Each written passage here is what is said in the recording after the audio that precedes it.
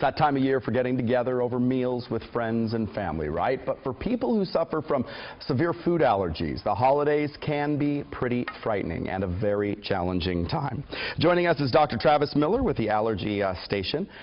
He's here as just routinely these days, and we always seem to find an allergy-related topic that is pertinent to the time of year. Right.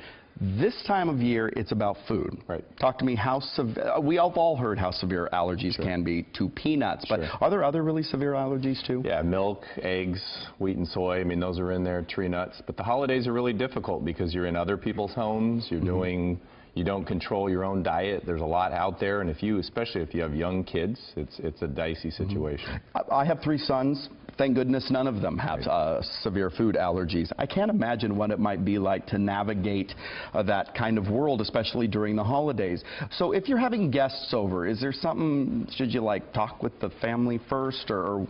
Preventative phone calls always make sense. A lot of parents and families bring their own food, specifically if they have a child that's allergic. It depends on the age of the kid, too. Okay. Little 2-year-old toddling around with a bowl full of mixed nuts can be really dangerous. Absolutely. All right, so let's take a look at a couple of little bullet points here. So hidden holiday dangers include cross-contamination. Briefly? Not thinking the food is there, but it is sort of invisibly. And that does happen. We say, we didn't know peanuts was in it. Generally thought is, then you shouldn't have eaten it, right? I mean, that's easier said than done, though. It is. All right, hidden ingredients, different, similar?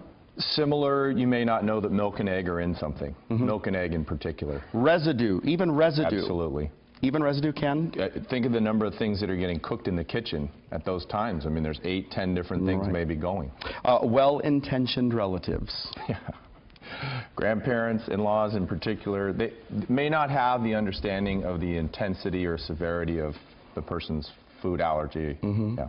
All right, let's move on now. How to prevent some of those holiday reactions. Bring your own. So first off, you did mention that, right? That's a good way. Right.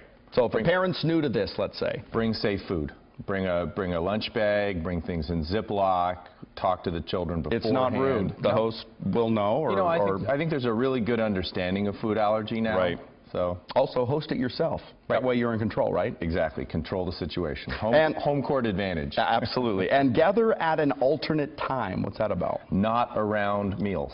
So have a 10 o'clock party instead of a 12 o'clock party. Have a 3 o'clock party instead of a 5 o'clock party where food is not the focus. And watch young children. You kind of touched on this too. Yeah. They move quick.